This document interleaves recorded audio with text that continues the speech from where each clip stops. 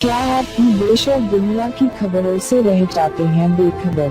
तो सब्सक्राइब कर लीजिए हमारे HT न्यूज चैनल को और बेल आइकॉन को दबाना मत भूलिएगा। चेन्नई सुपर किंग्स बनाम कोलकाता नाइट राइडर्स IPL 2018 का मैच चल रहा है इस समय चेन्नई में। और चेन्नई में जब मैच चल रहा हो और CSK खेल रही हो और जब ग्राउंड पर आते हैं महेंद्र सिंह धोनी तो समय जैसे रुक जाता है। जी हाँ, जब अंबाती रायडू आउट हुए उसके बाद MS धोनी उतरे क्रीज पर और पूरा का पूरा MA चिदम्बरम स्टेडियम धोनी के नाम से गूंज उठा।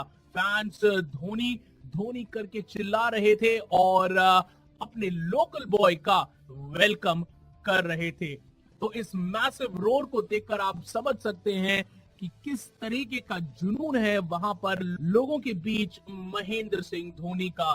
धोनी जैसे ही ग्राउंड पर उतरे तो बड़े स्क्रीन पर लिखा आया वेलकम थाला।